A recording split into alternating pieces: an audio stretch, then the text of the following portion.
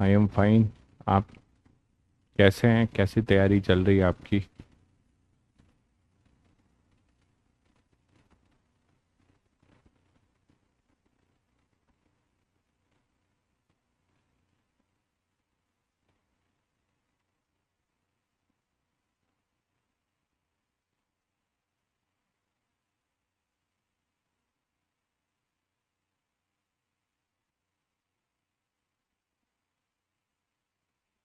ओजस्वी, दीपांशु, गौरव, स्वप्निल, शुभम, रजत, सभी बच्चों को गुड इवनिंग।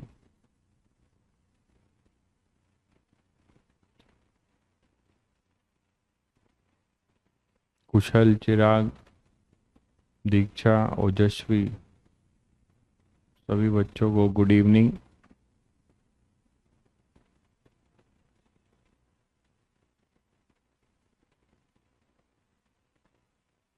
देव, कन्हैया, सभी बच्चों को गुड इवनिंग।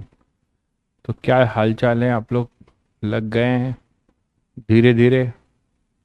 आपको फील आना शुरू हो रहा है कि भाई मेहनत बहुत करना है? अभी तो खैर छोटे छोटे चैप्टर चल रहे हैं।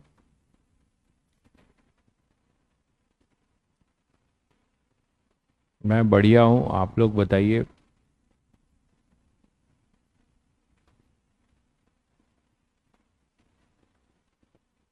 ठीक है। तो डॉट प्रोडक्ट वाली डीपीपी अभी अपलोड नहीं हुई होगी आई थिंक, है ना? एडिशन ऑफ वेक्टर वाली हुई होगी।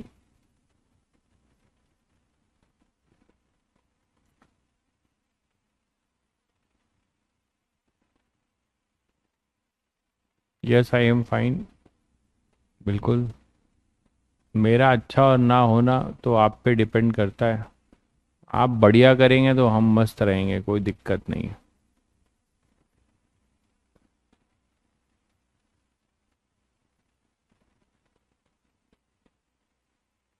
चलिए ठीक है।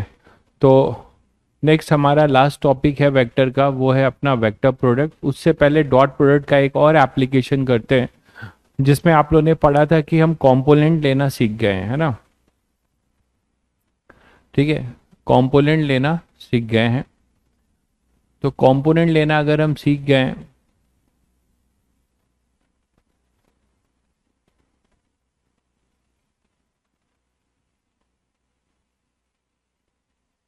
कुशल भाई जो डीपीपी में जितने क्वेश्चन है उसमें से कुछ तो सॉल्व हो रहे होंगे, वो करो। बाकी उसका सॉल्यूशन अपलोड होगा, फिर देखो। नहीं होगा तो आप बताइएगा क्वेश्चन नंबर, मैं यहाँ सॉल्व कर दूंगा। ठीक है, चलिए। तो अपना नेक्स्ट है रिजल्टेंट वेक्टर निकालने का कॉन्सेप्ट। जैसे आता है वो हम मैकेनिक्स में काफ़ी यूज़ भी करेंगे। टू फाइंड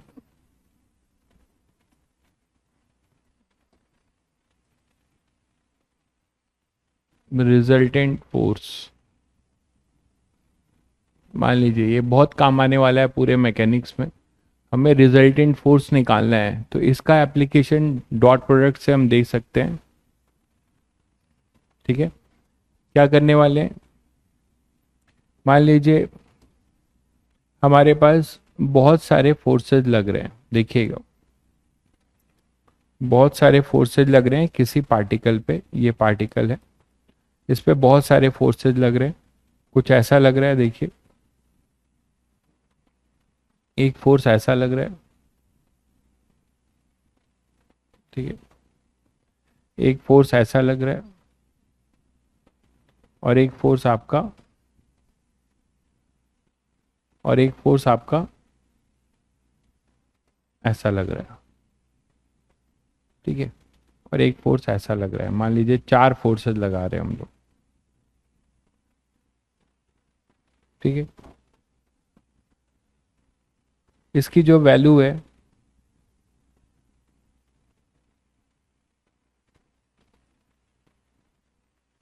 वो अपनी 60 डिग्री है। इस फोर्स का नाम है, मैग्नीट्यूड वाइज ये भी एफ है, ये अपना 3F है, और ये 4F है, और ये जो है F है। ठीक है, तो 4 forces are acting on a particle, ये बॉडी है, ठीक है। इस पे 4 अलग अलग फोर्सेज लग रहे हैं, आप देख रहे हो, ठीक है।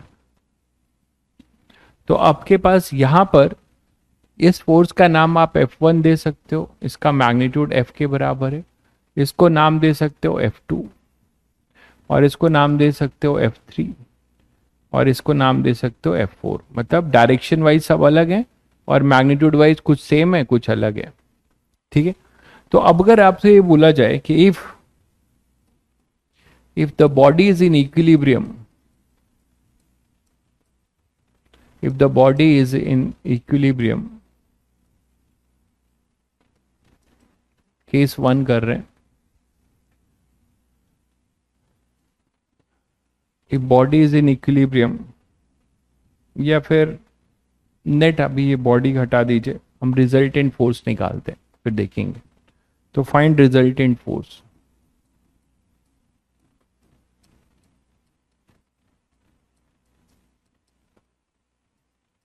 ठीक है, रिजल्टेंट फोर्स निकालना है। तो इसके 2 तरीके हैं आपके पास, ठीक है। आप सभी बच्चों को पता है कि रिजल्टेंट का मतलब होता है वेक्टर एडिशन। तो एफ रिजल्टेंट, जिसको मैं एफ आर बोल रहा हूं, वो क्या आएगा, इन सभी फोर्सेस का vector sum, F1 plus F2 plus F3 plus F4। सभी को पता है कि रिजल्टेंट का मतलब होता है वेक्टर एडिशन, है ना। तो F1, F2, F3 और F4 ये सब आपके रिजल्टेंट फोर्स हैं, ठीक है। तो ये सब आपके रिजल्टेंट फोर्स को हम वेक्टरली ऐड कर देंगे तो हमें नेट फोर्स मिल जाएगा। बट आपको पता है कि नेट फोर्स हमें वेक्टरली ऐड करने के लिए सभी फोर्सेस वेक्टर फॉर्म में पता होना चाहिए, ठीक है। तो वेक्टर फॉर्म में पता होना चाहिए, मतलब यहां पर ये x है और ये y है, ठीक है। तो क्या हम लोग इन सबको वेक्टर फॉर्म में लिख सकते हैं? सभी को पता है कि x डायरेक्शन के वेक्टर को i कैप देते हैं और y डायरेक्शन को हम क्या देते हैं, j कैप, ठीक है।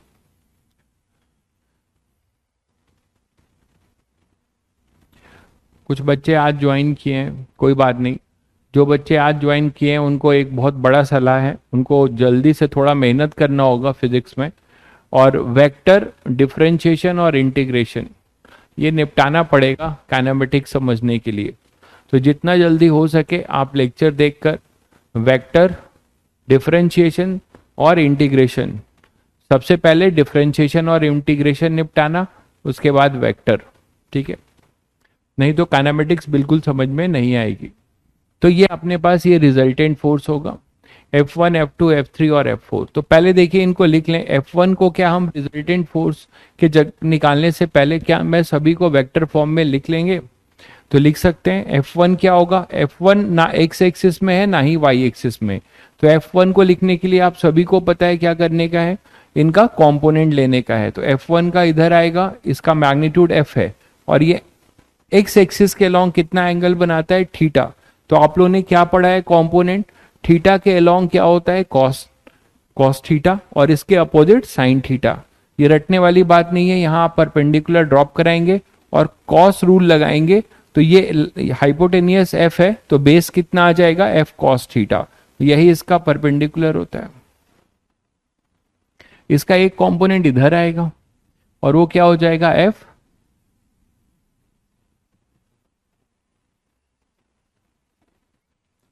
साइन थीटा, मतलब साइन 60 डिग्री। बोलो, तो f cos 60 डिग्री और f साइन 60 डिग्री। तो F1 आप क्या लिख सकते हैं, यहां से F1 को लिख सकते हैं वेक्टर फॉर्म में f cos 60 degree i cap plus f sine 60 degree, और क्या हो जाएगा, j कैप। तो f cos 60 डिग्री क्या लिखोगे, f/2 i cap plus √3 f/2 j cap. ये सभी को पता है। तो आपने F1 वेक्टर फॉर्म में लिख लिया, ठीक है। तो अब यहां से आप F2 लिख सकते हो। F2 क्या लिख सकते हो, F2 क्या हो जाएगा, देखो ये है F2, इसका मैग्नीट्यूड कितना है, 4f, और किस डायरेक्शन में डायरेक्टेड है, ये पूरा का पूरा डायरेक्टेड है y एक्सिस में।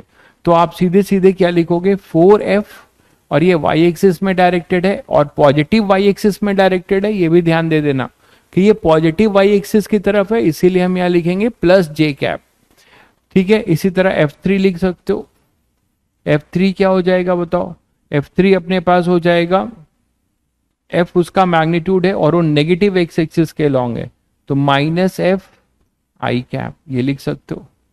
ठीक उसी तरीके से नेगेटिव वाई एक्सिस के लॉन्ग कौन है? 3F, तो F4 क्या लिख सकते हो?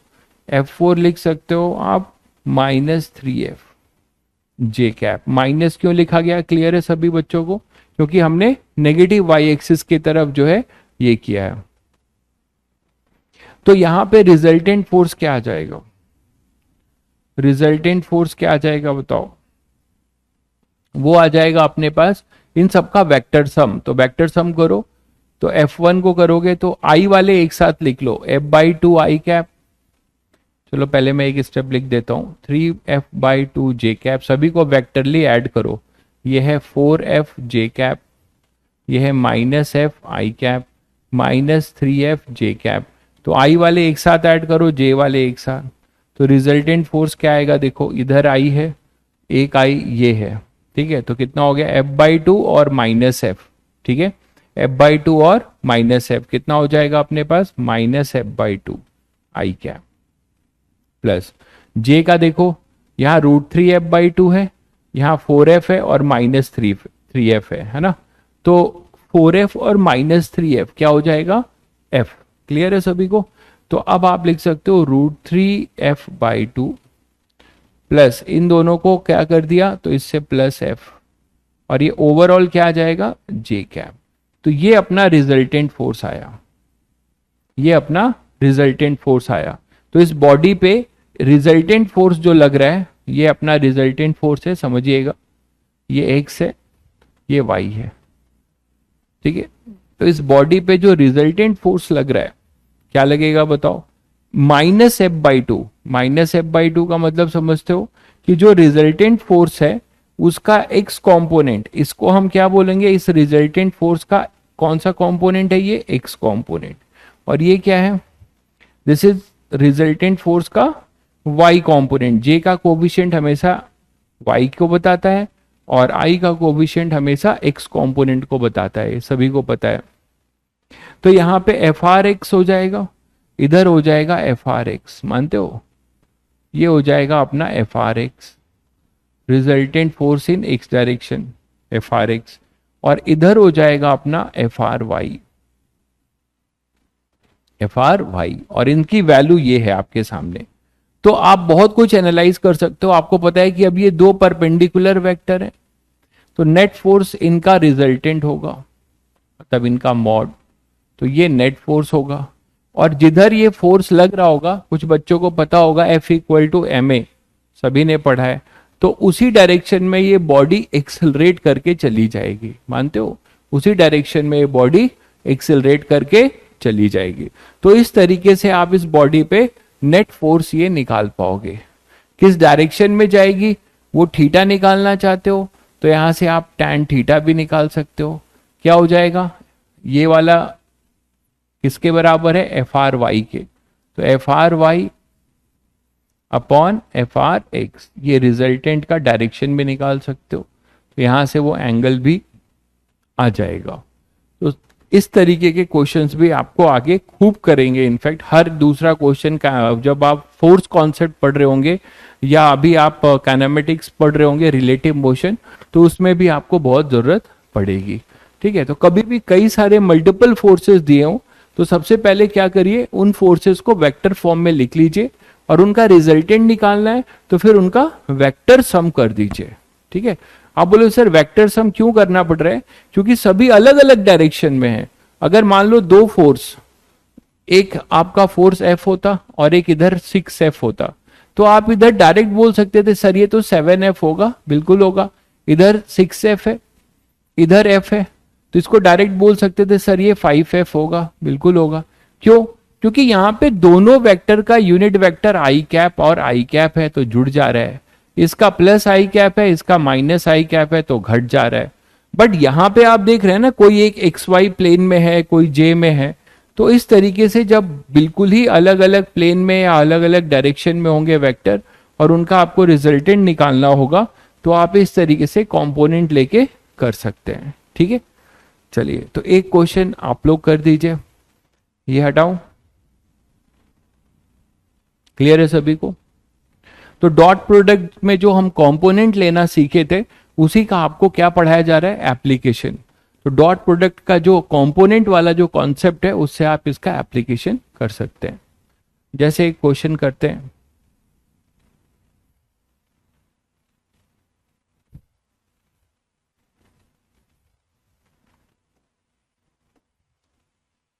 मान लीजिए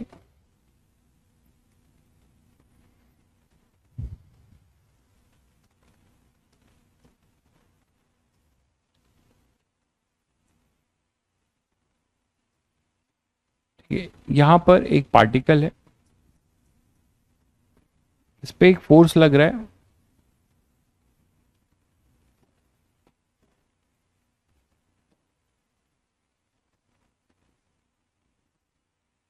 ऐसा एक फोर्स लगा रहे हो,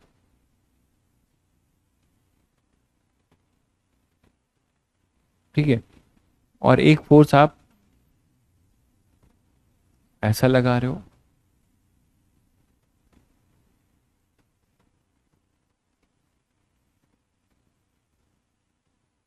और एक फोर्स आप ऐसा लगा रहे हो। ठीक है, यहां पे दिया जा रहा है कि ये जो फोर्स है अपना वो 3 न्यूटन का है, ये फोर्स है अपना 4 न्यूटन का। ठीक है, तो हमें बताना है कि ये जो फोर्स है F, हमें नहीं पता इसकी वैल्यू क्या है। ठीक है, हमें नहीं पता कि इसकी क्या वैल्यू है।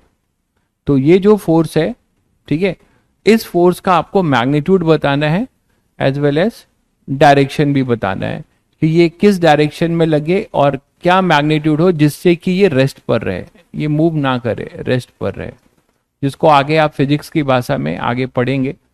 रेस्ट का मतलब हमेशा इक्विलिब्रियम नहीं होता, इक्विलिब्रियम का मतलब हमेशा रेस्ट नहीं होता, मतलब ये इक्विलिब्रियम में रहे, ये इक्विलिब्रियम में रहे। ठीक है, ये बॉडी कैसा रहे, इक्विलिब्रियम, मतलब ये यहीं पे पड़ी रहे। ठीक है, अगर ये पड़ी है तो पड़ी रहे। ठीक है, तो इक्विलिब्रियम पे रहे। तो अब हमें क्या करना है, इसका जो है निकालना है, find the value of F and theta also, ये थीटा है, find the value of F and theta, find the value of f and theta so that body is in equilibrium। तो देखो इसको करने के बहुत सारे तरीके हैं, जो सबसे शॉर्ट और स्मार्ट तरीका है वो क्या हो सकता है। आप मुझे ये बताओ यार कि दो फोर्स तो तुम्हें पता है, देखिए जो एक जो सबसे स्मार्ट तरीका है जो आप सोच सकते थे वो ये है कि अभी आपको पता है कि इसमें दो फोर्स के बारे में हमें पता है, सॉरी,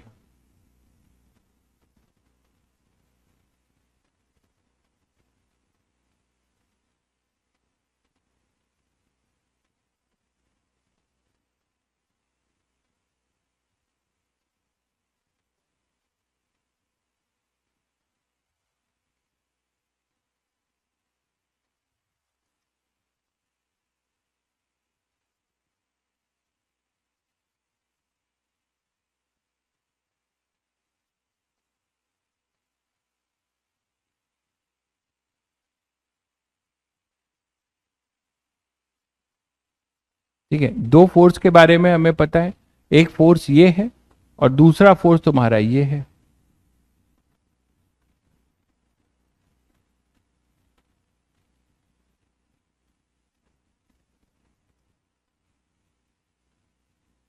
दूसरा फोर्स ये है, इन दोनों के बारे में तो हमें पता है ना भाई, और इन दोनों के बारे में क्या पता है,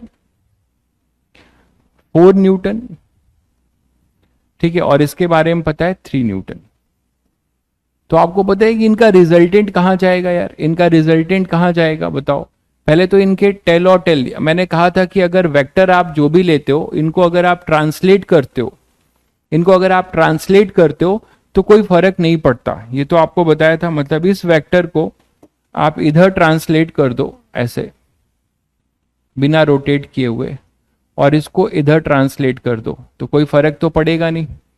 तो आप इसको ऐसे भी मान सकते हो कि ये इधर आ गया, ये 4 न्यूटन है, और ये ऊपर चला गया, ये है 3 न्यूटन। दोनों के टेल और टेल कोइंसाइड हो गए। आप मुझे बताओ कि दो परपेंडिकुलर वेक्टर का रिजल्टेंट निकालना आता है सभी बच्चों को? दो वेक्टर का, परपेंडिकुलर वेक्टर का रिजल्टेंट निकालना आता है बहुत आसानी से। क्या करने वाले हो कि सर ये रिजल्टेंट इसका ये होगा, बिल्कुल, और इनका रिजल्टेंट जो होगा केवल इन दोनों का, ये रिजल्टेंट होगा। कितना होगा एफ रिजल्टेंट? वो होगा under root 4 square plus 3 square. मानते हो कि नहीं? तो ये कितना हो जाएगा? 5।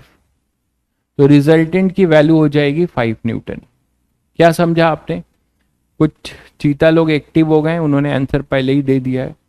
तो वो जो है यहाँ पे 4 न्यूटन और 3 न्यूटन, तो यहाँ पे इस तरफ जो होगा 5 न्यूटन। बिल्कुल, इन दोनों के वजह से, इन दोनों के वजह से जो फोर्स लग रहा है, इन दोनों के वजह से जो फोर्स लग रहा है, इन दोनों के वजह से, वो इधर है। मानते हो कि नहीं?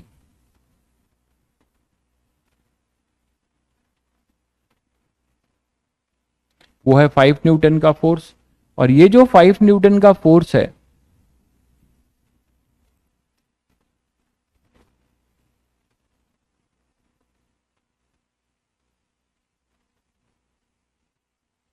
वो इस फोर्स को क्या कर रहा है?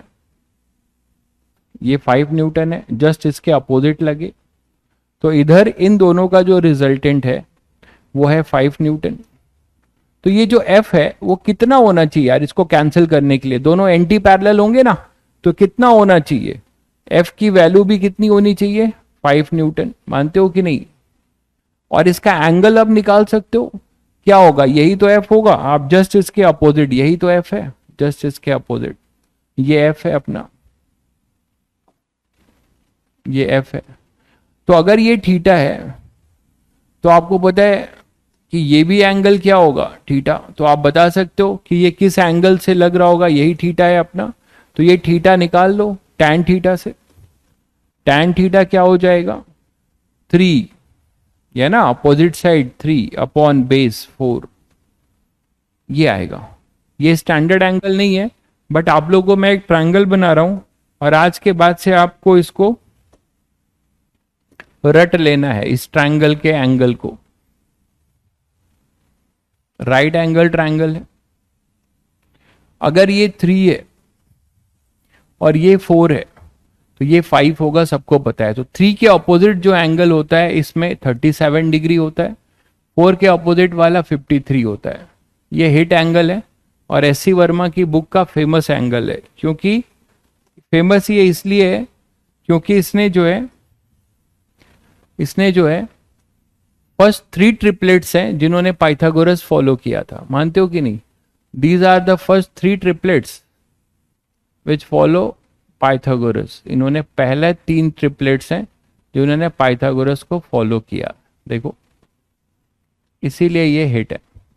तो ये आपको अपने आगे के लिए बैठा लेना है कि आप ये इजीली जो है यहां से बता सकते हो कि थीटा जो होगा वो कितना होगा? 37 डिग्री। तो ये जो फोर्स है एफ, ये कहां पर लगे? 37 डिग्री पे लगे, और वहां से आप कर सकते हो। ठीक है, क्लियर है सभी बच्चों को? या तो ये तरीका है, या दूसरा तरीका एक और भी है कि आप कुछ भी आर्बिट मान लो। ठीक है, कुछ भी आर्बिट मान के और नेट रिजल्टेंट को 0 करो, वहां से भी आप कर सकते हो। मतलब मेरी बात समझ रहे हैं? सेकेंड मेथड क्या हो सकता है? सेकेंड अप्रोच, सेकेंड अप्रोच ये हो सकता है, जिन बच्चों को मान लो ये चीज नहीं सूझता है, तो सीधे सीधे वो वेक्टर फॉर्म में लिखना शुरू करे। इसको जैसे F1 मान लिया, इसको F2 मान लिया, और इसको F3 मान लिया। तो हमारा रिजल्टेंट फोर्स F एफ जो अपना आएगा रिजल्टेंट फोर्स है ना, इक्विलिब्रियम है तो रिजल्टेंट फोर्स क्या आना चाहिए, 0। तो रिजल्टेंट फोर्स के नाम पे कौन कौन है, अपना है F1, F2 और F3। ये क्या होना चाहिए, 0 होना चाहिए। इसका मतलब F3 वेक्टर जो होगा वो कितना हो जाएगा यार, minus times of F1 vector plus F2 vector, ऐसे कर सकते थे। और F1 वेक्टर सभी लोग लिख सकते हैं। F1 वेक्टर क्या हो जाएगा, 4 न्यूटन, और किस डायरेक्शन में, तो -4i कैप, ऐसे लिख सकते हो। देखिए F1 नेगेटिव है तो -4i कैप, F2 जो है पॉजिटिव y एक्सिस में है तो +3j कैप, बोलो। और ये माइनस माइनस आपके पास क्या हो जाएगा, प्लस। तो आप क्या लिख सकते हो यहां से, F1 मैंने ये माना है, उल्टा कर दिया क्या, नहीं ठीक है, F1 ये है तो -4i कैप, F2 क्या है 3 न्यूटन, तो वो जाएगा F2j कैप। ये क्लियर है सभी बच्चों को। तो यहां से आपके पास जो F3 आएगा वेक्टर वाइज वो क्या आएगा, 4i कैप -3j कैप। तो जो फोर्स आप अप्लाई करोगे वो इस वैल्यू का होना चाहिए। और यही चीज यहां पे भी मिल रही है, देखिए यहां पे आपने F का मैग्नीट्यूड निकाला, इसका मॉडुलस निकालोगे यही तो आएगा, ठीक है। तो 4i कैप -3j कैप आप यहां से कर सकते थे, और इसका फिर F3 का मॉड ले लेते तो आपको फिर से वही 5 मिल जाता। तो आप इस मेथड से भी कर सकते हो, जो आपको सही लगे, ठीक है, क्लियर है।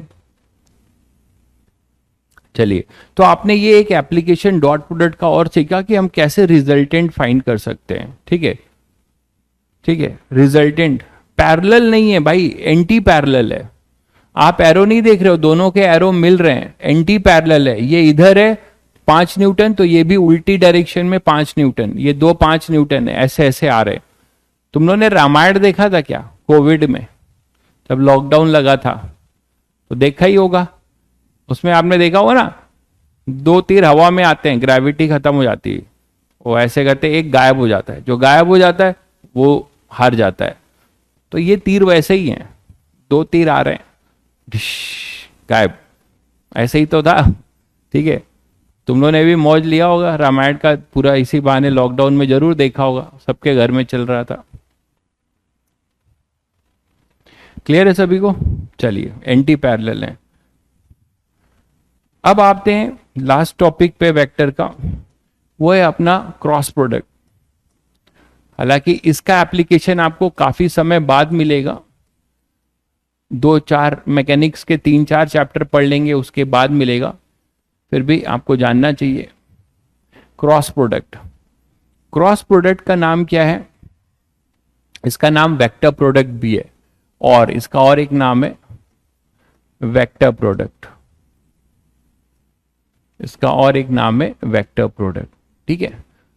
क्यों वेक्टर प्रोडक्ट इसका नाम है, उसका नाम क्या था, स्केलर प्रोडक्ट या डॉट प्रोडक्ट का नाम क्या था, स्केलर प्रोडक्ट। क्यों, क्योंकि हम जब दो वेक्टर का डॉट लेते थे तो हमें क्या मिलता था, एक मैग्नीट्यूड मिलता था, ठीक है, हमें क्या मिलता था, एक मैग्नीट्यूड। तो उसी तरीके से यहां पर वेक्टर प्रोडक्ट, वेक्टर प्रोडक्ट में आप क्या करोगे, जब भी दो वेक्टर का जब वेक्टर प्रोडक्ट करोगे या क्रॉस प्रोडक्ट करोगे तो आपको एक वेक्टर मिलेगा, मतलब मैग्नीट्यूड के साथ साथ आपको एक डायरेक्शन भी मिलेगा। चलिए, अरे भाई जब ये एंटी पैरेलल हैं तो ये 180 डिग्री पे ही तो हैं, इनके बीच का एंगल कितना है, लीनियर पेयर एक्सियम समझते हैं मेरे भाई, ये 180 डिग्री है थीटा, टेल और टेल या हेड और हेड के बीच का एंगल सेम होता है, तो 180 पर ही है, ये क्यों परेशान हो रहे हो। तो यहां पे आपके पास वेक्टर प्रोडक्ट कैसे डिफाइन करते हैं, देखिए, if vector A and vector B are two vectors,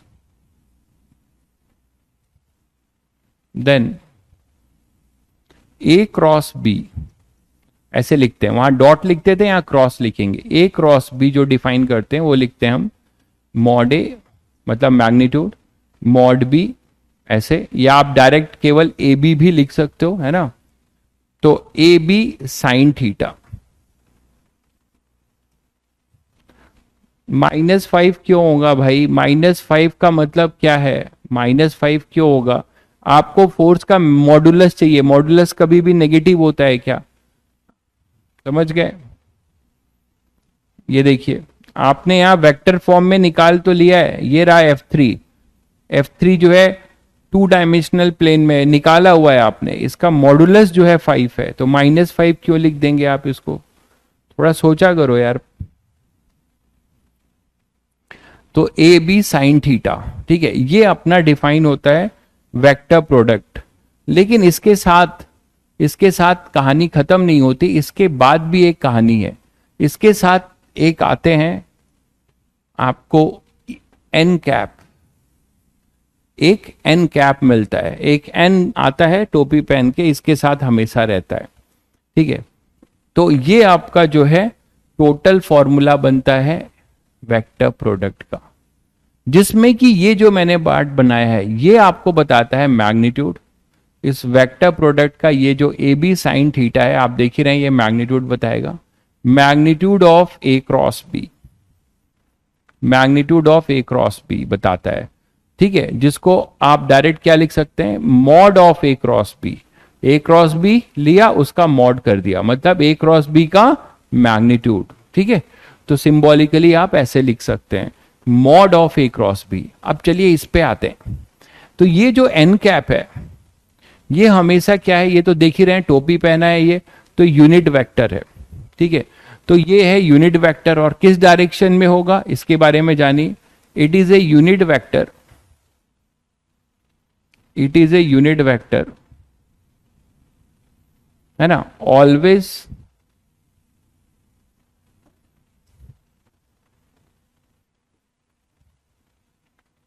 always perpendicular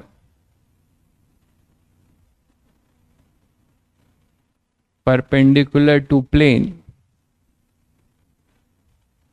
containing A and B, containing A and B vector. एक ऐसा प्लेन जो A और B को कंटेंट करता है, उस प्लेन के क्या होगा, ये एन कैप परपेंडिकुलर होगा, ठीक है। जैसे कि ऐसे समझिए,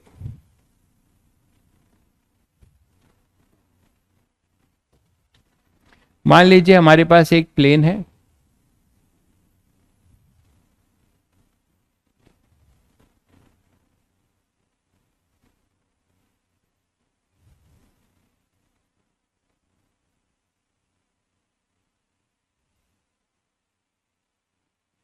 ठीक है, और ये जो प्लेन है इसकी एक्सिस में बना रहा हूं,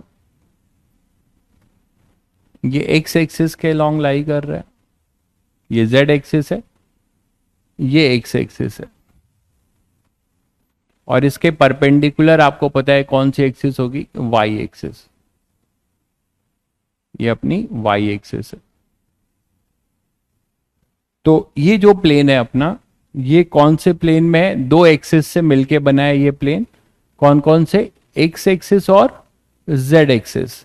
तो ये कौन सा प्लेन कहलाएगा भाई, एक्स जेड प्लेन। ये सभी लोग समझ पा रहे हैं, दो एक्सिस से मिलके बना हुआ ये अपना क्या कहलाएगा, एक्स जेड प्लेन, ठीक है। तो अब यहां पर हम दो वेक्टर ले लेते हैं। मान लो हमारे पास एक वेक्टर है, वेक्टर ए, ठीक है, और इसी प्लेन में है, और दूसरा कोई वेक्टर है ऐसा बी, वो भी इसी प्लेन में है कहीं पे, ठीक है। तो ये जो है वेक्टर ए है और ये है वेक्टर बी। तो आप इनका क्रॉस ले रहे हो, ठीक है। तो जब इनका क्रॉस लोगे तो इनके बीच का जो एंगल है वो थीटा है। तो जो क्रॉस लेने पे हमें क्या मिलेगा, एक मैग्नीट्यूड मिलेगा, और वो मैग्नीट्यूड किस डायरेक्शन में होगा, ठीक है, वो मैग्नीट्यूड किस डायरेक्शन में होगा, वो अपना जो है एन कैप होगा। तो वो एन कैप के बारे में क्या बताया गया कि मेरा इतना मैग्नीट्यूड, ये कुछ मैग्नीट्यूड है, वो किसी डायरेक्शन में डायरेक्टेड होगा। तो वो किस डायरेक्शन में डायरेक्टेड होगा, वो आप समझ रहे हैं कि एक ऐसा यूनिट वेक्टर जो परपेंडिकुलर टू द प्लेन होगा। तो यार सभी बच्चे समझते हैं कि सर ये तो एक्स जेड प्लेन है, इसके परपेंडिकुलर एक ही एक्सिस बचती है, कौन सी एक्सिस, वाई एक्सिस। तो वाई एक्सिस के ऊपर जो हम यूनिट वेक्टर लगाते हैं वो है जे कैप। तो या तो ये ए क्रॉस बी का जो ये मैग्नीट्यूड है ए बी साइन थीटा, या तो ये प्लस जे कैप में होगा या फिर ये माइनस जे कैप में होगा। मेरी बात समझ रहे हैं? दोनों पॉसिबिलिटी है। तो कब प्लस में होगा कब माइनस में वो देख लीजिए। तो आप क्या कर सकते हैं कि जैसे मैंने जो बनाया है इसके अकॉर्डिंग आप यहां पर एक यूनिट वेक्टर बना सकते हैं। ये यूनिट वेक्टर होगा एन कैप।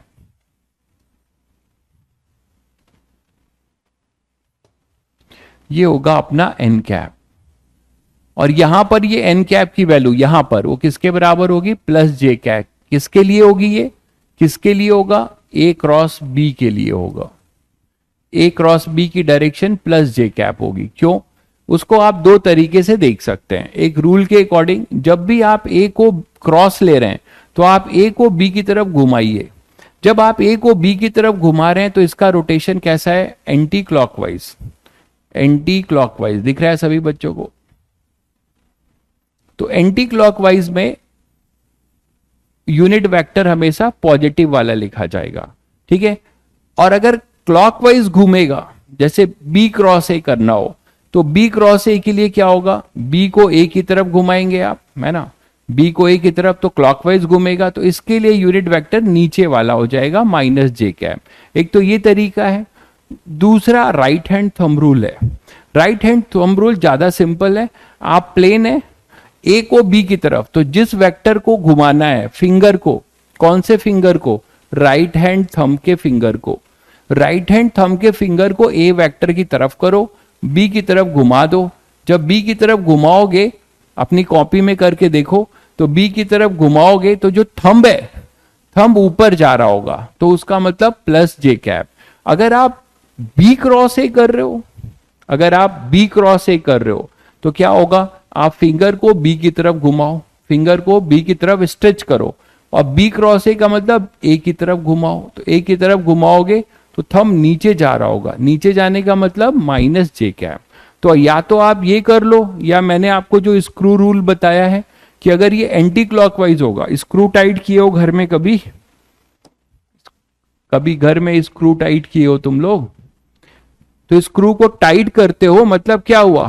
क्लॉकवाइज घुमाते हो तो अंदर को जाता है। स्क्रू खोलना होता है तो एंटी क्लॉकवाइज घुमाते हो तो बाहर आता है, ठीक है। कुछ बच्चे सोच रहे हो सर आज ही करके देखेंगे, घर के सारे स्क्रू खोल डालेंगे, ऐसा ना करना।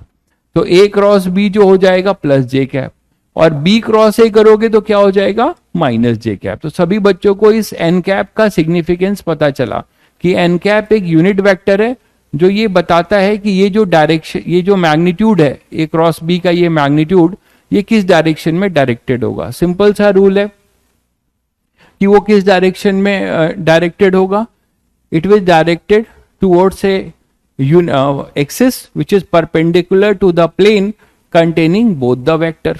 तो ये एक्स जेड प्लेन था मेरा, जैसे मैंने एक एग्जाम्पल दिया है, हमेशा ऐसा होगा कोई जरूरी नहीं है, मैंने बस एक एग्जाम्पल दिया आपको समझाने के लिए कि मैंने एक एक्स प्लेन में दोनों वेक्टर लिया, तो मैं ए क्रॉस बी करूंगा तो मैं एंटी क्लॉकवाइज घुमाऊंगा, तो एंटी क्लॉकवाइज घुमाऊंगा और मेरे पास वाई एक्सिस ही केवल बचता है, एक ऐसा एक्सिस जो इसके परपेंडिकुलर है, किसके? एक्स जेड प्लेन के।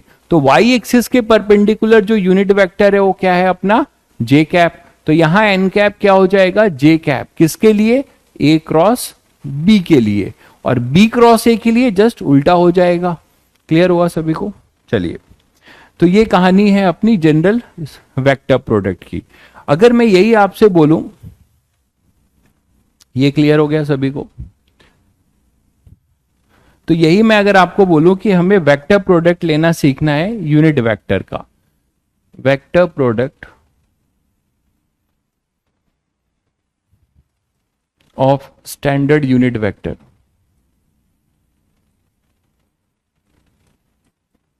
तो अपने तीन स्टैंडर्ड यूनिट वेक्टर हैं एक्स वाई जेड की तरफ, इनका आपस में हम वेक्टर प्रोडक्ट करना शुरू करें। जैसे हमने डॉट प्रोडक्ट भी किया था इसका, तो हमें क्या मिला था कि जो आई डॉट आई है, जे डॉट जे है और के डॉट के है, ये 1 हो जाते थे, और म्यूचुअली परपेंडिकुलर वाले यूनिट वेक्टर का डॉट प्रोडक्ट 0 हो जाता था, क्योंकि वहां पे कॉस होता था। तो कॉस में थीटा 0 रहेगा तो 1 होगा, और कॉस 90 0 होता था। लेकिन यहां उल्टा सीन है, देख रहे हैं आप, कि अगर अपने पास जो यूनिट वेक्टर है, यही तो है,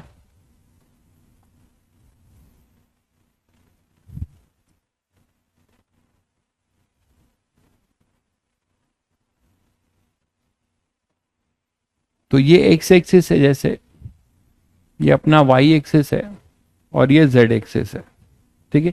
तो इस तरफ वाले को आई कैप यूनिट वेक्टर है, ये अपना जे कैप है और ये यूनिट वेक्टर है के कैप। तो अगर मैं आपको बोलूं कि आई क्रॉस आई क्या होगा, सभी बच्चे बता सकते हैं बहुत आसानी से। आई क्रॉस आई क्या होगा भाई, जीरो होगा, बिल्कुल। क्यों?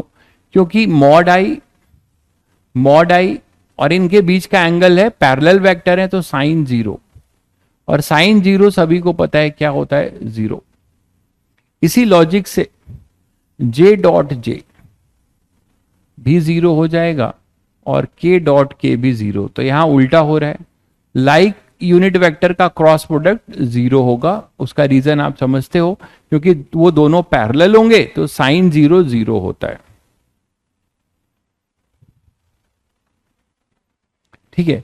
नेक्स्ट अपने पास क्या है, परपेंडिकुलर यूनिट अगर ले, मान लो आई क्रॉस जे लेते हैं, ध्यान दीजिएगा, आई क्रॉस जे मतलब ये कौन से प्लेन में है वेक्टर, एक वेक्टर ये अपना आई कैप है और ये है, ये आई कैप है और ये जे कैप है। तो ये किस प्लेन में है भाई, सभी बच्चों को पता है, एक्स वाई प्लेन में, यही है ना, ये एक्स वाई प्लेन में, ये एक्स होगा, ये वाई, तो ये एक्स वाई प्लेन में है, तो इनके परपेंडिकुलर ही तो आएगा। जो अपना यूनिट मॉडुलस कितना होगा, देखो, मॉड आई मॉड जे और साइन 90, तो मॉडुलस कितना आ जाएगा, वो तो 1 आ जाएगा, मानते हो कि नहीं। Mod A mod B sine theta, वो तो 1 आ गया, बट यहां एन कैप आएगा।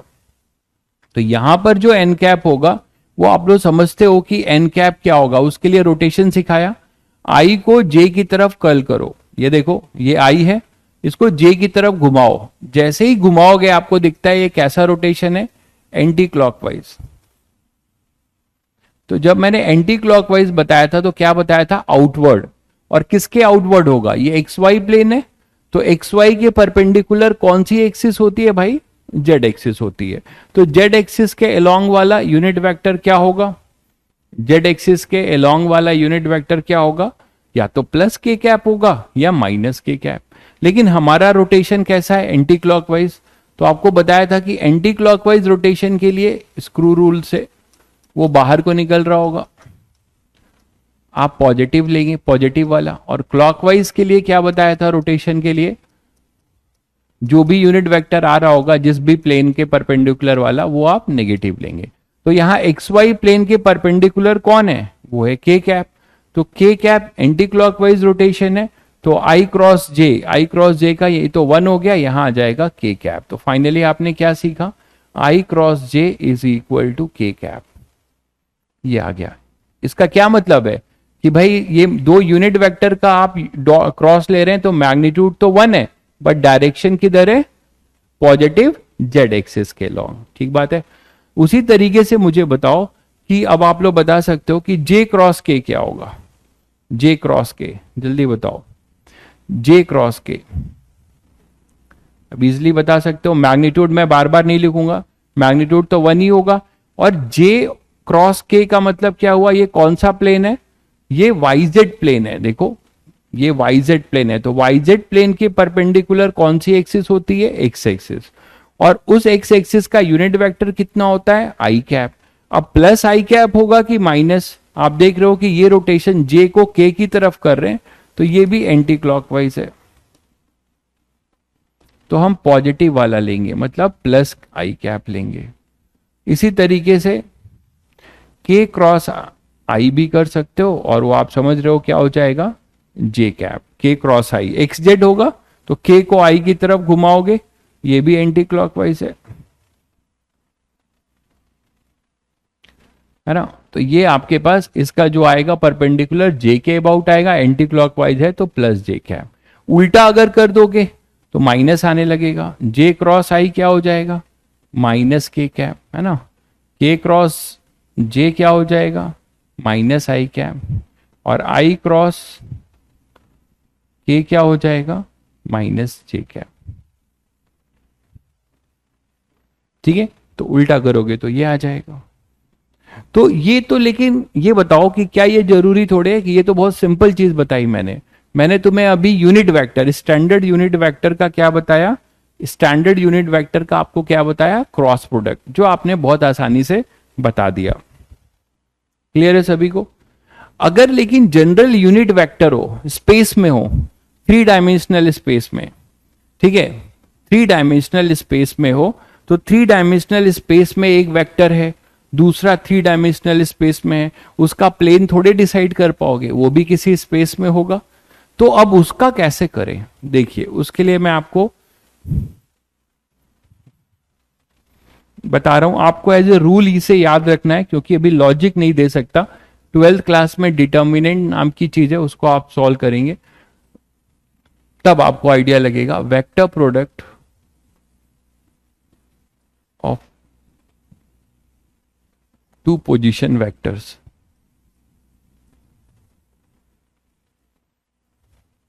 Vector product of two position vectors. देखो, एक पोजीशन वेक्टर लेते हैं R1,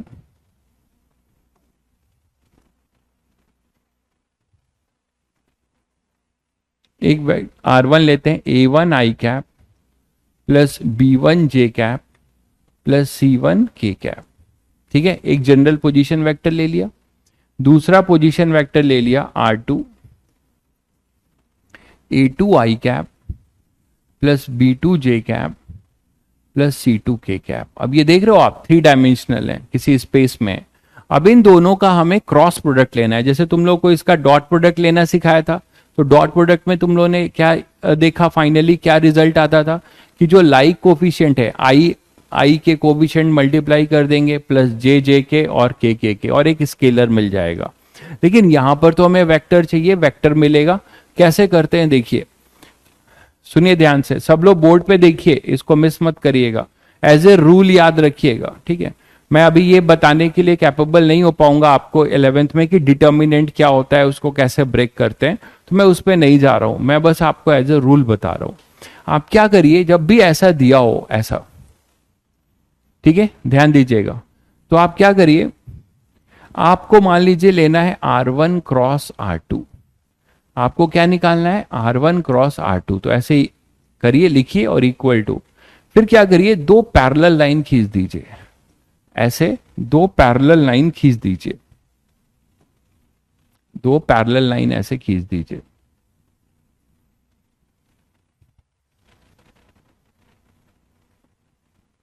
ठीक है, ऐसे दो पैरेलल लाइन खींच दिया।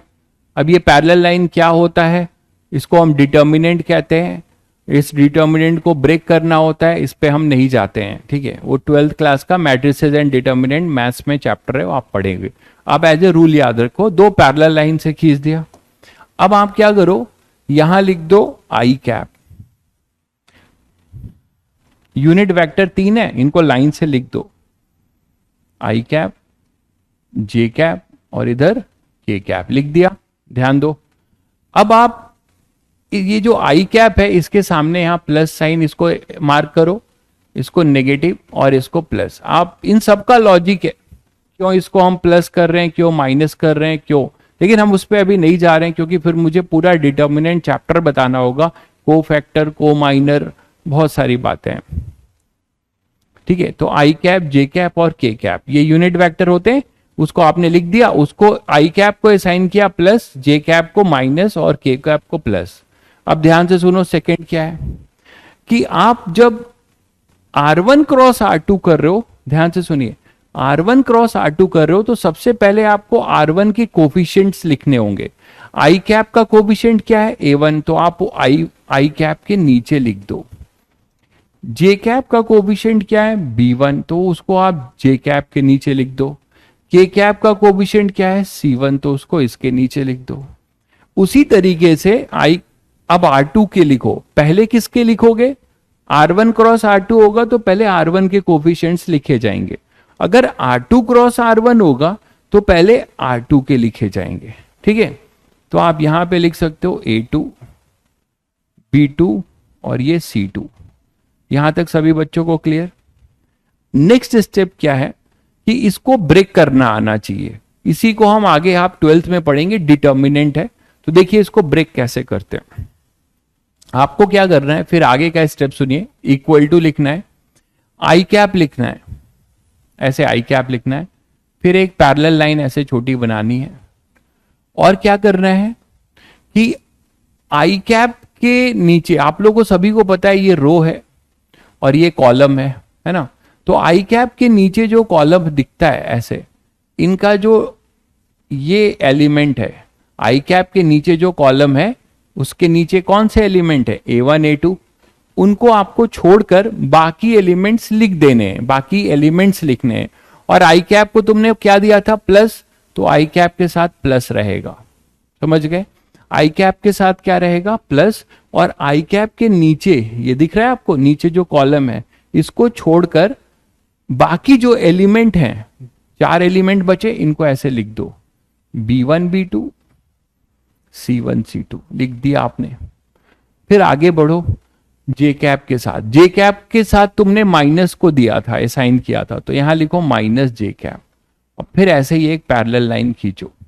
अब आप यही रूल फिर से इसके लिए भी करोगे। जब आप यहां जे कैप लिखोगे तो जे कैप के नीचे वाले जो एलिमेंट हैं कॉलम में, ठीक है, जे कैप के नीचे, कॉलम ही कहलाएगा ना ये, तो इस कॉलम जे कैप के नीचे जो जे कैप वाला कॉलम है उसके एलिमेंट को गायब करो, बाकी एलिमेंट्स लिख दो। बाकी क्या क्या बचे फिर, A1 A2 C1 C2, समझ गए। उसके बाद फिर क्या बचता है, के को आपने क्या असाइन किया था, प्लस, तो आप लिखेंगे यहां पे प्लस के कैप, मैं यहां लिख दे रहा हूं, उधर जगह नहीं है। और उसके साथ अब इसके नीचे वाले एलिमेंट को गायब करके बाकी एलिमेंट लिखोगे, A1 A2 B1 B2। यहां तक आ गए सब लोग, यहां तक सब लोग आ गए।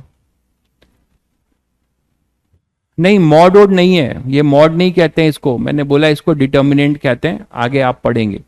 अब आगे का रास्ता आपके लिए आसान है, क्योंकि ये आपका जाना पहचाना है। कैसे, आप लोगों ने 10th क्लास में सभी बच्चों ने क्रॉस मल्टीप्लीकेशन किया होगा, याद करो।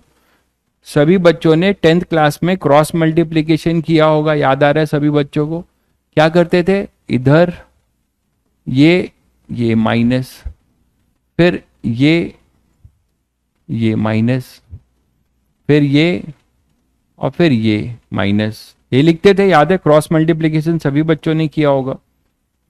तो यहां पे plus I cap cross multiply कर दो, तो B1 C2, उसके साथ फिर लिखो माइनस B2 C1। क्लियर है सभी को। उसके बाद माइनस जे कैप, ये हो जाएगा A1 C2 minus A2 C1, और फिर plus K cap A1 B2 minus A2 B1। ये मिल गया तुम्हारा कौन सा वेक्टर, R1 क्रॉस R2। देखो अगर आपने क्रॉस लिया है तो आपको पूरा एक वेक्टर मिलता है कि नहीं, ये पूरा आपको क्या मिलता है, एक वेक्टर मिलता है। बताओ ये आपको क्या मिल जाता है, R1 क्रॉस R2 करोगे तो आपको एक वेक्टर मिल जाता है, मिलता है। तो आप बोल सकते हो कि सर क्या जरूरी है कि पहले मैं ये वाला करूं, पहले ये नहीं लिख सकता, B2 C1 लिख सकते हो। जब अगर आप पहले ये लिखोगे तो यहां पे भी पहले ये लिखोगे, फिर यहां पे भी पहले ये लिखोगे, तो सीक्वेंस एक ही रहेगा। मैं अगर B1 C2 लिख रहा हूं तो इसका A1 C2 पहले लिखूंगा। अगर मैं B2 C1 लिख रहा हूं तो मैं हर जगह पे फिर इस वाले को पहले लिखूंगा। तो ये कहानी है इसकी। अब इससे आपको एक बड़ा इंटरेस्टिंग रिजल्ट निकलता है, क्या, कि अगर मैं बोलूं कि दो वेक्टर पैरेलल हैं, ध्यान दीजिएगा, यही R1 वेक्टर है और ये R2 वेक्टर है। अगर ये पैरेलल हैं, if R1 vector and R2 vector are parallel, तो तुरंत तुम लोग बता सकते हो कि इनका क्रॉस प्रोडक्ट क्या होने जा रहा है। बताओ आप लोग, अगर R1 और R2 दो पैरेलल वेक्टर हैं तो इनका क्रॉस प्रोडक्ट क्या हो जाएगा।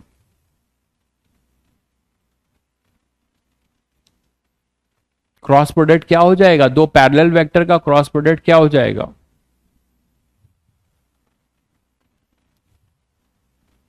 जीरो हो जाएगा। बिल्कुल सही कह रहे हैं। तो जीरो हो जाए, क्योंकि उन दोनों के बीच का एंगल क्या है, जीरो। तो आप क्या बोलते हो भाई, पैरेलल वेक्टर है तो यहाँ थीटा जीरो होगा, तो आप करते हो ना mod R1 mod R2 sine zero, तो जीरो हो जाएगा। तो अगर ये जीरो हो जाएगा, इसका मतलब क्या हुआ कि R1 क्रॉस R2 जीरो हो जाएगा, क्रॉस प्रोडक्ट जीरो हो जाएगा, नल वेक्टर आएगा बिल्कुल। तो ये जो तुमने किया है इसमें ये चीज मिला है। तो इंटरेस्टिंग बात ये है कि अगर ये जीरो हो जाए, ध्यान दीजिएगा, अगर ये जीरो होगा, इफ ये अगर जीरो हो जाए, किस कंडीशन में, इस कंडीशन में, कौन सी कंडीशन कि R1 और R2 हमारे क्या है, पैरेलल हैं, तब। बाकी जनरल तो आपने कर लिया है। Under this condition I am saying कि अगर ये पैरेलल हैं तो आपका ये होगा, ये जीरो होगा। तो ये जीरो कर दिया, तो इक्वल टू ये पूरा वेक्टर इसी का क्रॉस लिया है, क्या होगा, plus I cap B1 C2 minus B2 C1 minus J cap A1 C2 minus A2 C1 plus K cap A1 B2 minus A2 B1। बताओ, तो ये भी जीरो होना चाहिए।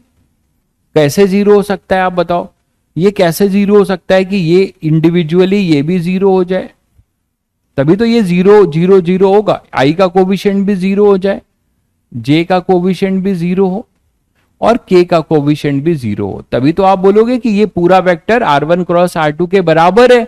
और यहां R1 क्रॉस R2 जीरो है, तो इसको भी जीरो होना पड़ेगा, और इसको जीरो होने के लिए इसके आई जे और के कोफिशिएंट्स भी क्या हो जाएं, जीरो हो। ठीक है, तो अब आप यहां से कंडीशन पा रहे हो क्या, B1 C2 minus B2 C1 equal to zero. तो आपको क्या मिलता है, B1/B2 is equal to C1/C2, यहां से ये मिलता है। यहां से अगर इसको जीरो करते हो तो क्या मिलेगा, A1 C2 equal to A2 C1, मतलब A1/A2 is equal to C1/C2। ठीक है, तो आप यहां से दो कंडीशन देख रहे हो, एक है B1/B2 का रेशियो C1/C2 के बराबर है, और एक है A1/A2 C1/C2 के, तो ये आपस में सब बराबर होंगे रेशियो।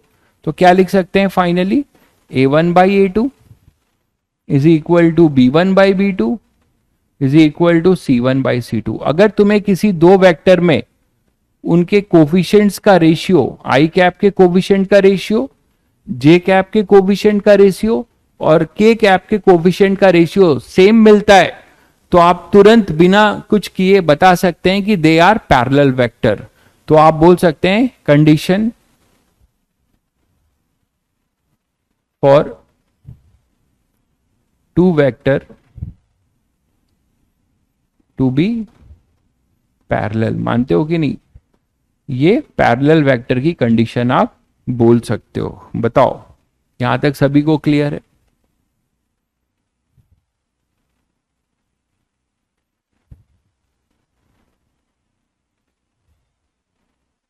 यहां तक सभी बच्चों को क्लियर।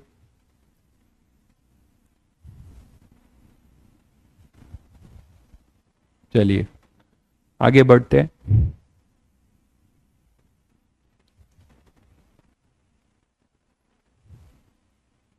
तो आप लोग कुछ प्रैक्टिस के लिए अभी एक दो क्वेश्चंस करते हैं क्रॉस प्रोडक्ट का। जैसे पहला क्वेश्चन है, find R1 cross R2 mod, और दिया हुआ है if R1 equal to 3 I cap minus J cap plus 2 K cap and R2 is equal to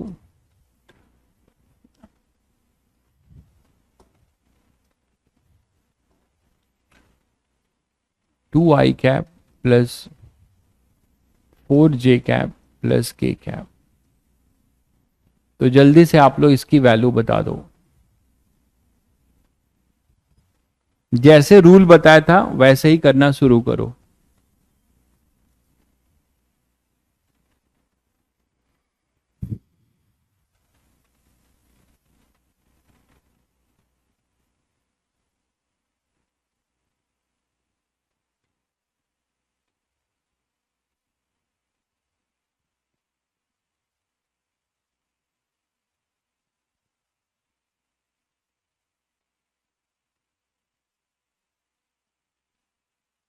जल्दी से इसका आंसर करो, नोट करना है तुम्हें।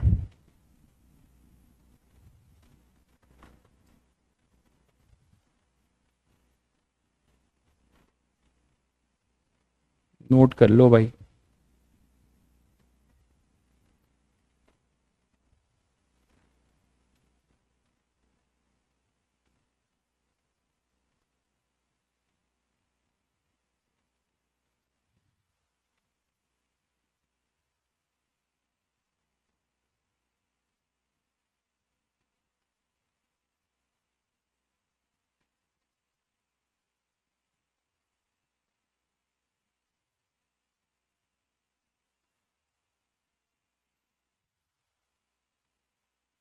हो ही क्या होगा,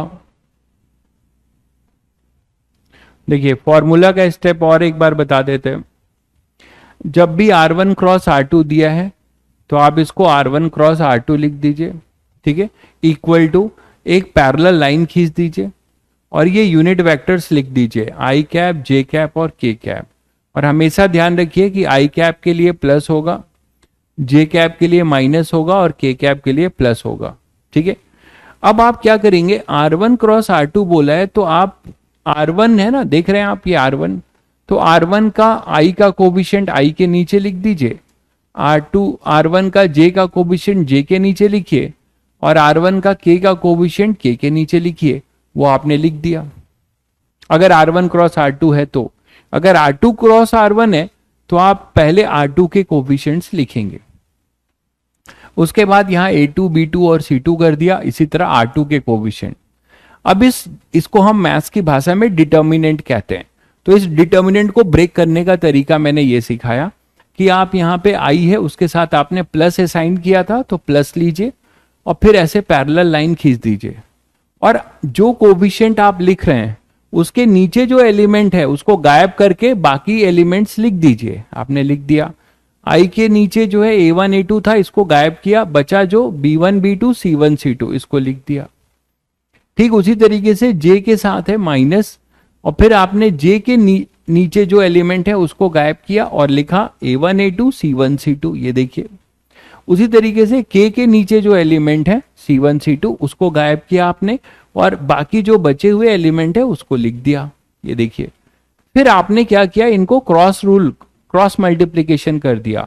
आई कैप है, यहाँ आई कैप लिखा, इसको B1 डायगोनली मल्टीप्लाई किया और बीच में माइनस साइन लगाते गए, B1 C2 minus B2 C1। फिर J के साथ माइनस J है तो minus J, A1 C2 minus A2 C1 और K के साथ A1 B2 minus A2 B1। हो गया आपका, क्लियर है। फिर उसी में मैंने केस करा दिया था कि अगर ये पैरेलल होंगे तो इनका क्रॉस प्रोडक्ट जीरो होगा, तो अगर ये जीरो होगा तो ये इंडिविजुअली जीरो होंगे तभी ये नल वेक्टर बनेंगे। तो वहां से हमें एक कंडीशन मिल गई कि टू वेक्टर्स आर पैरेलल की। आई थिंक बहुत बच्चों ने कर लिया, आंसर देना शुरू कर दिया उन लोगों ने। तो चलिए बाकी लोग जिनसे नहीं हुआ वो फिर यहां देख लीजिए। तो ये R1 क्रॉस R2 है तो इसको आप करेंगे R1 क्रॉस R2, ऐसे करेंगे। मैं सारे स्टेप वाइज ही कर रहा हूं, डायरेक्ट नहीं करूंगा, आप फिर देख लीजिए। तो आप पहले लिखेंगे यहाँ पे आई कैप, जे कैप और के कैप। क्या बताया था, आई के साथ हमेशा प्लस असाइन करिए, जे को माइनस और के को प्लस। अब आई के नीचे R1 के कोफिशिएंट लिखेंगे 3, जे का कितना है, कुछ भी नहीं है मतलब -1, के का क्या है 2। मान लो यहां 2 नहीं होता, ध्यान दो, अगर यहां केवल 3 आई कैप माइनस जे कैप होता इसका मतलब के 0 है तो यहां 0 लिखते, समझ गए। तो अब आपके पास क्या होगा, R2 का इसी तरह लिखिए, वो होगा 2 4 और ये के का कितना है यहाँ पे 1, ऐसे लिख दिया आपने। अब आप क्या करने वाले हैं, इस डिटर्मिनेंट बना लिया, इस डिटर्मिनेंट को सॉल्व करने वाले हैं, ब्रेक करने वाले हैं। तो पहले आपको क्या लिखना है, प्लस आई कैप और फिर एक पैरेलल लाइन खींचना है और क्या करना है, इसके नीचे वाले एलिमेंट गायब करने हैं। मतलब यहाँ क्या गायब होगा, 3 और 2 गायब होगा, बाकी बचे हुए एलिमेंट लिखे जाएंगे। तो -1 2 4 1 ये लिख दिया आपने, ठीक है।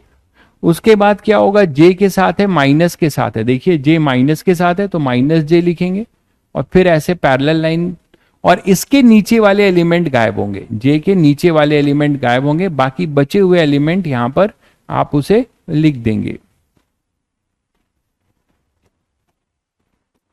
तो क्या हो जाएगा, जे के नीचे -1 4 है, इसको आप गायब कर दीजिए, क्या मिलेगा आपको 3 2, और इधर 2 1, ये लिख दिया।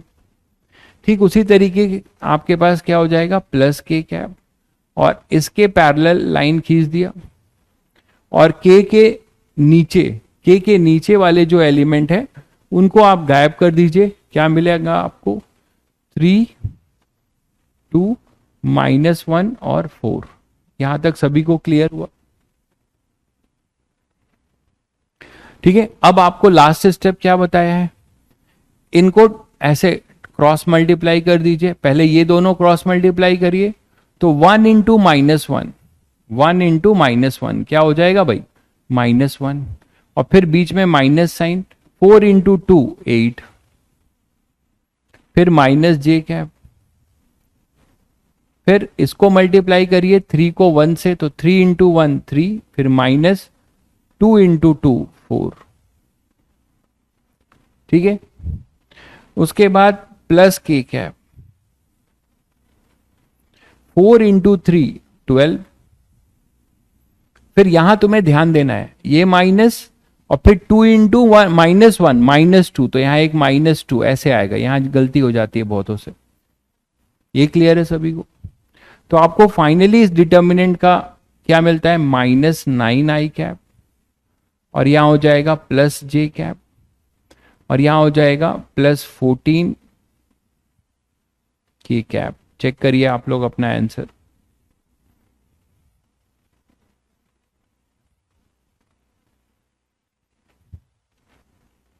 ठीक है, सभी को क्लियर हुआ? तो -9i कैप प्लस जे कैप प्लस 14 के कैप, ये क्लियर है सभी को भाई?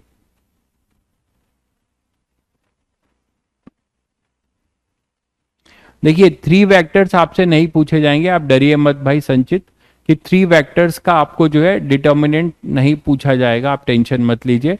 3 वेक्टर्स के लिए क्या करेंगे मैं अभी बताता हूं, पहले 2 के लिए करके फिर करेंगे। हालांकि यहां पे इस लेवल पे आपको कुछ नहीं पूछा जाएगा ऐसा 3 वेक्टर का, 2 वेक्टर का ही पूछा जाएगा।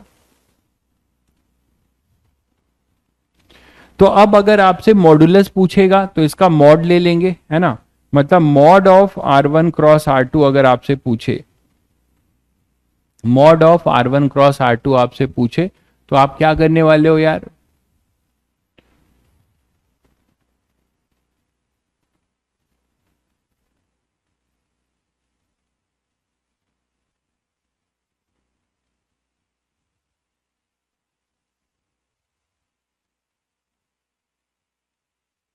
बताइए क्या करोगे, इसका मॉड ले लोगे, तो मॉड क्या आ जाएगा, √ऑफ -9² +1² +14²,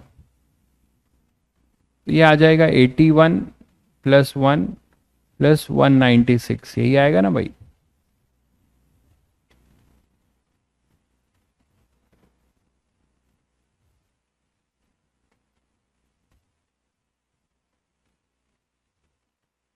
तो ये इसका मॉड हो जाएगा √278, बहुत बच्चों ने सही निकाला था। ठीक है, √278 इसका मॉड हो जाएगा। अच्छा आप मुझे ये बताओ कि इसी में आपसे एक क्वेश्चन एक्स्ट्रा ऐसे पूछ दूं, ठीक है, मैं यहां पे पूछ रहा हूं, इसी में आपसे एक क्वेश्चन पूछ दिया जाए, एक ये ए पार्ट ले लो, बी पार्ट ये पूछ दिया जाए कि find a unit vector which is perpendicular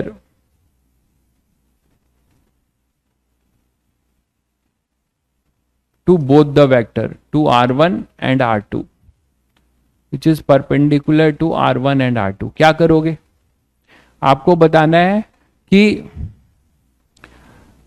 find a unit vector which is perpendicular to R1 and R2।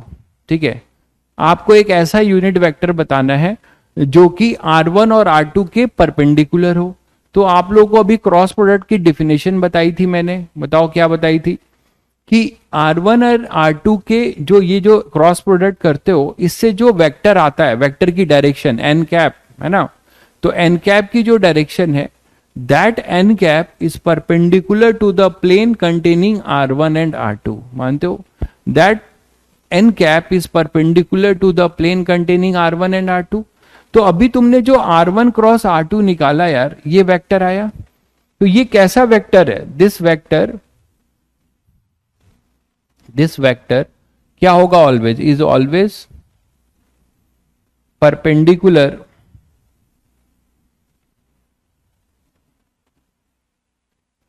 To the plane containing R1 and R2, मानते हो कि नहीं? R1 और R2 वेक्टर के जो प्लेन के परपेंडिकुलर होगा वही होगा, ठीक है। लेकिन आपसे वेक्टर नहीं पूछा है, क्या पूछा है फिर? Unit vector. तो शायद सभी बच्चों को चमका होगा कि सर ये जो वेक्टर आया है यही तो है इन दोनों के परपेंडिकुलर, लेकिन हमसे यूनिट वेक्टर पूछा है, तो इसी वेक्टर का हम क्या कर दें? यूनिट वेक्टर बना दें। इसी वेक्टर का हम क्या कर दें? यूनिट वेक्टर बना दें।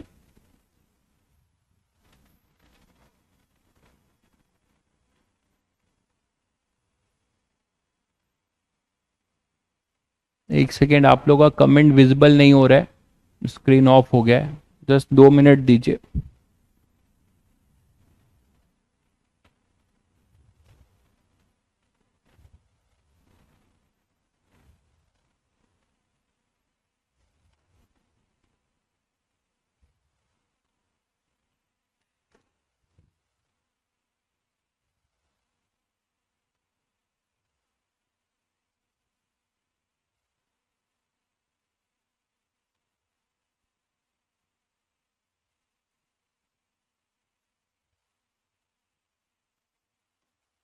ठीक है।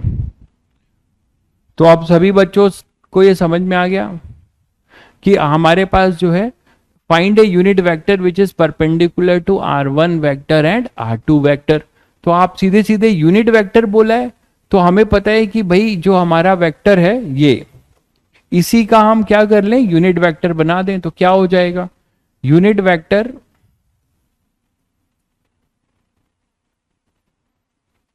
Of -9 i cap plus j cap plus 14 k cap, यही तो होगा, यही होगा इसके परपेंडिकुलर यूनिट वेक्टर। तो क्या हो जाएगा? पोजीशन वेक्टर आपको पता ही है, बस इसके मॉड से इसको आप डिवाइड कर देंगे। रिक्वायर्ड वेक्टर जो अपना एन कैप है, एन कैप लिख ले देता हूं, तो अपना जो एन कैप होगा वो यही होगा।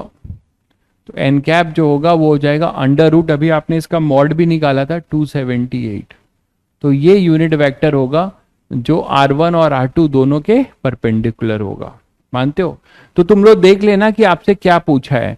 अगर वेक्टर पूछेगा तो ये आंसर देना, अगर वेक्टर पूछेगा तो ये आंसर देना। यूनिट वेक्टर पूछेगा तो जो क्रॉस प्रोडक्ट के करने के बाद जो आंसर आया है उसका आप मॉड से उसको डिवाइड कर दोगे।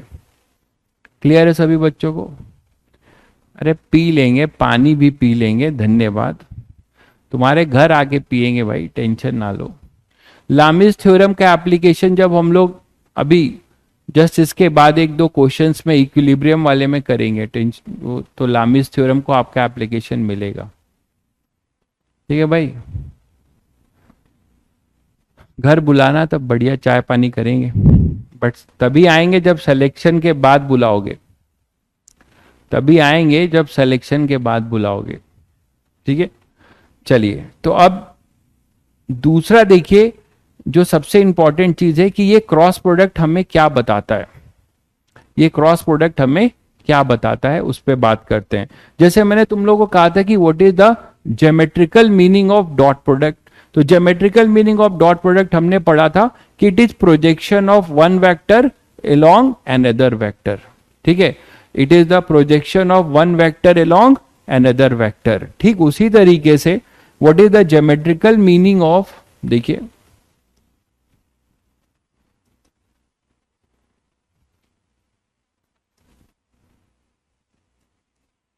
Meaning of cross product.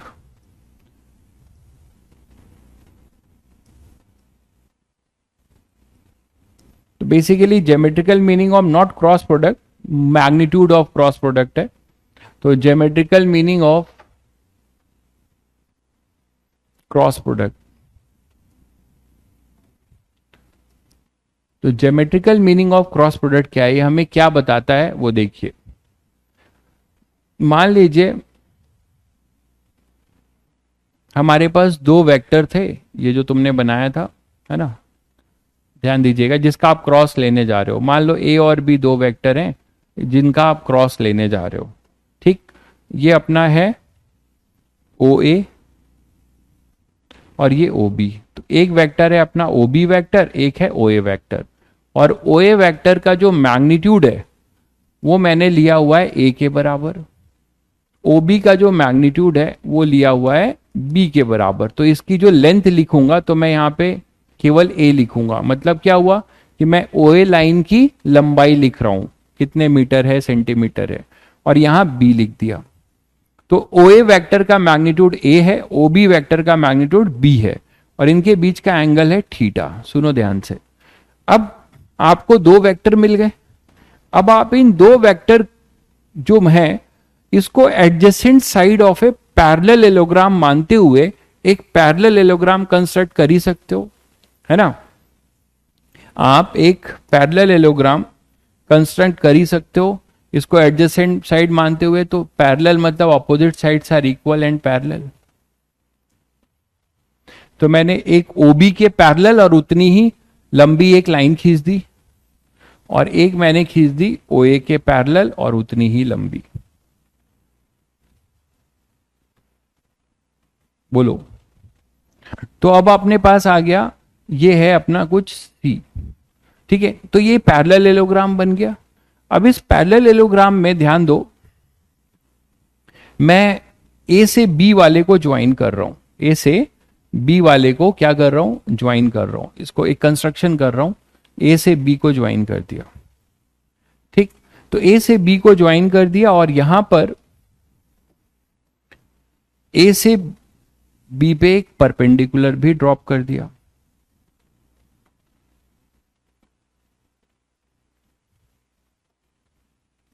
ये परपेंडिकुलर ड्रॉप कर दिया, ठीक है। अब मुझे ये बताओ, ध्यान दो इधर, कि अगर आप दो ट्रायंगल दिखते हैं ओ ए बी और ए सी बी, इनकी कॉन्ग्रुएंसी तो प्रूव कर ही सकते हो, बहुत आसान है कि O A B and A B C are congruent. ये तो आप लोग सब लोग जानते हो, ऐसे से भी कर सकते हो, ये कॉन्ग्रुएंट होंगे। तो कॉन्ग्रुएंट होंगे मतलब क्या हुआ, देखिए सिमिलर में होते हैं कि उनके साइड्स आर के रेशियो प्रोपोर्शनल होते हैं, बिल्कुल ट्रिपल एस से कर सकते हो, साइड साइड साइड कॉन्ग्रुएंसी। तो कॉन्ग्रुएंसी में क्या होता है कि उनका फिगर, मतलब इसको मैं इसके साथ सुपर इंपोज करूं तो आइडेंटिकल होगा, यही ना। तो इनका एरिया भी सेम होगा, ये बोल सकते हैं। अगर ये कॉन्ग्रुएंट है तो इतने का area of triangle O A B is equal to area of triangle A B C, ये भी बोल सकते हो, ठीक है। अब देखो, मैं अगर आपको बोलता हूं कि ये एक राइट एंगल ट्रायंगल लो, ए बी सी डी है, तो इधर डी कर लो। आप मुझे बताओ कि इसका एल्टीट्यूड निकाल सकते हो ए डी किस ट्रायंगल से, in right angle triangle O A D.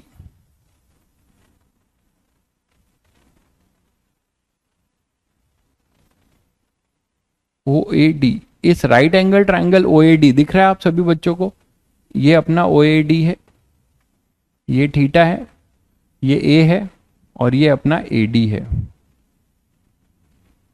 ठीक है। तो साइन थीटा क्या लिखोगे, it is opposite side upon hypotenuse, that is a.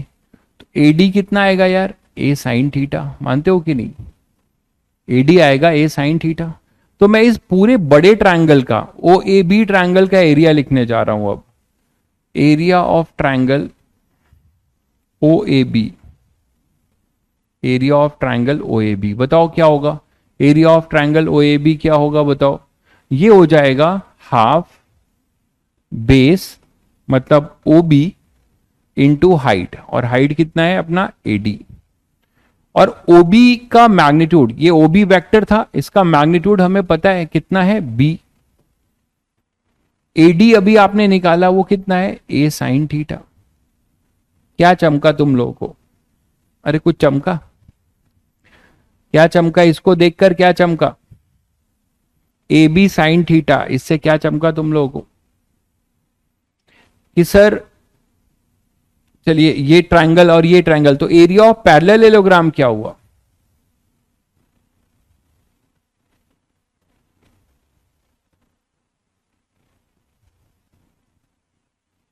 Area of parallelogram क्या हो जाएगा? 2 times of area of triangle, क्योंकि दोनों ट्रायंगल बराबर हैं ओ ए बी। ये भी लिख सकते हो, क्या लिखोगे? A B sine theta. तो अब बता दो अब क्या चमका? अरे ए बी साइन थीटा क्या होता है? क्रॉस प्रोडक्ट होता है किन दो वेक्टर का? ए और बी का। इनफैक्ट क्रॉस प्रोडक्ट नहीं, उनका मैग्नीट्यूड होता है। तो आप इसको ये लिख सकते थे क्या? इट इज ए वेक्टर, देखिए ओ ए वेक्टर मतलब ए वेक्टर, तो ए वेक्टर क्रॉस बी वेक्टर का मॉड, ऐसे लिख सकते थे कि नहीं? इसको बताइए, ए क्रॉस बी। और यहां से तुम्हें एक बहुत बड़ी बात पता चली कि सर एरिया तो वेक्टर होगा, फिर बिल्कुल एरिया के पास मैग्नीट्यूड भी होगा और डायरेक्शन भी होगा, जो अभी तक तुम लोग केवल मैग्नीट्यूड पढ़ते आए हो कि एरिया के पास वेक्टर भी होगा, मतलब मैग्नीट्यूड भी होगा और डायरेक्शन भी। इसका मतलब जब हम क्रॉस करेंगे तो हमें एक एरिया वेक्टर मिलेगा, उसका मैग्नीट्यूड ये होगा ए बी साइन थीटा, और उसका जो वेक्टर होगा वो हमेशा जो एरिया निकालोगे उसके प्लेन के क्या होगा? परपेंडिकुलर होगा। ये अभी अभी आपने पढ़ा कि ए क्रॉस बी, आपने अभी ये निकाला, जैसे ये निकाला, ये पैरेललोग्राम है, तो ये ए वेक्टर है, ये बी वेक्टर है, ये ए वेक्टर है और ये बी वेक्टर है, यही ना? इसी से तो आपने पैरेललोग्राम कंस्ट्रक्ट किया। तो इसका जो एरिया वेक्टर होगा वो इसके प्लेन के परपेंडिकुलर होगा और क्या होगा? आउटवर्ड होगा। तो आपने एक बहुत बड़ी बात सीखी, हालांकि आप इसका यूज 12th क्लास में ज्यादा करेंगे कि एरिया एक वेक्टर क्वांटिटी है, इसका बहुत यूज करने वाले हैं। लेकिन अभी आपने एक बहुत बड़ी बात सीखी कि सर जो क्रॉस प्रोडक्ट हम करेंगे, तो क्रॉस प्रोडक्ट का जब हम मॉड ले लेंगे, इसका मतलब हम जो दो वेक्टर का क्रॉस प्रोडक्ट कर रहे हैं, उन दोनों वेक्टर से हमने वो क्या थे दोनों वेक्टर?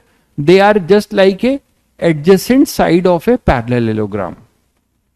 वो adjacent side of a parallelogram थे, तो उनका हम क्रॉस प्रोडक्ट करेंगे तो हमें उनसे हेल्प से जो पैरेललोग्राम मिला है उसका एरिया मिल जाएगा।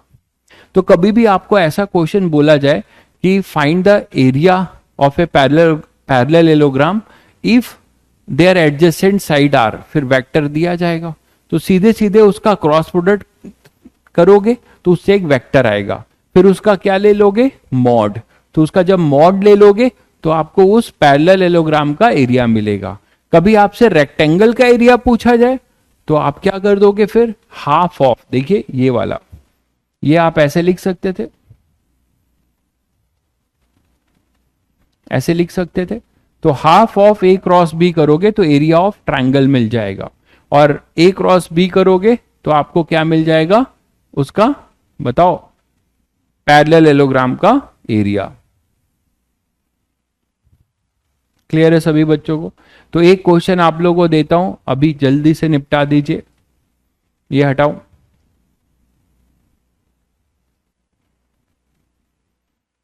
नहीं नहीं अभी भागो मत, ये आदत मत खराब करो कि 5 मिनट पहले भागना शुरू कर दिया। ठीक है, कल तो छुट्टी है ना, पंचुअल रहो यार।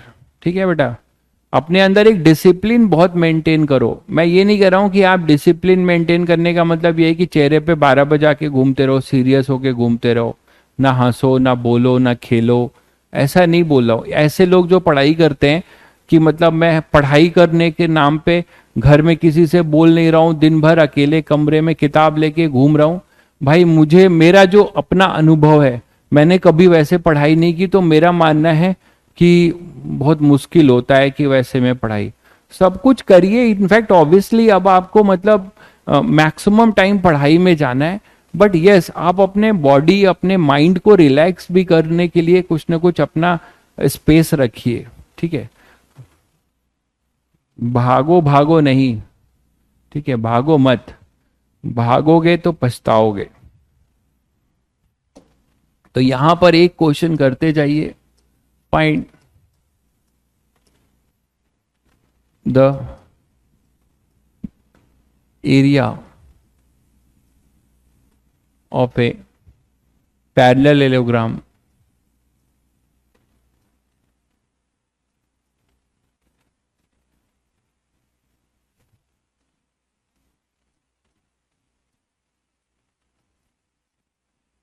whose adjacent sides are vector A equal to I cap minus j cap plus 2k cap and vector B is equal to 3i cap minus j cap plus k cap। जल्दी से निकाल दीजिए। अच्छा, पानी पानी गिर रहा है, कहाँ पानी आ रहा है भाई, कहाँ से बोल रहे हो? बारिश का समय आ गया, हर जगह मौसम तो इधर उधर हो ही रहा है। खैर हाँ, जंगल के चीते जो है ना आज सुस्त दिखे, क्योंकि उनको शिकार मिला नहीं ना आज। कल शिकार मिल रहा था तो शिकार कर रहे थे बहुत तेजी से, आज तो जंगल में केवल उनको घुमाया जा रहा था। आज जंगल सफारी थी, ठीक है, तो आज जंगल सफारी थी। चीतों को जो है आज शिकार करना नहीं था, बस घूम के देखना था।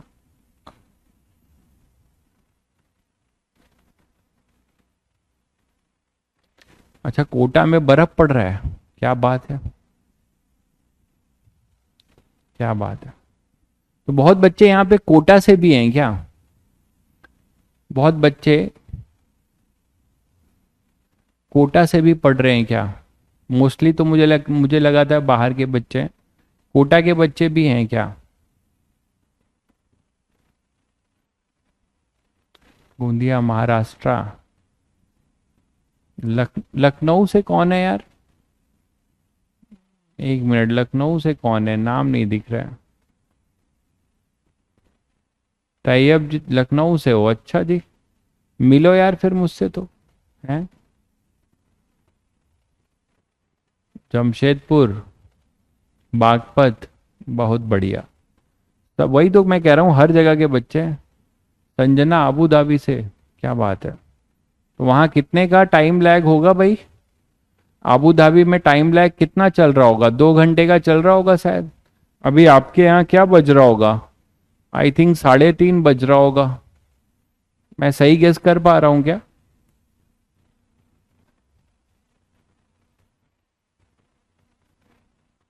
चलो, हर जंगल के चीते यहाँ मौजूद हैं, बहुत बढ़िया, बहुत अच्छी बात है।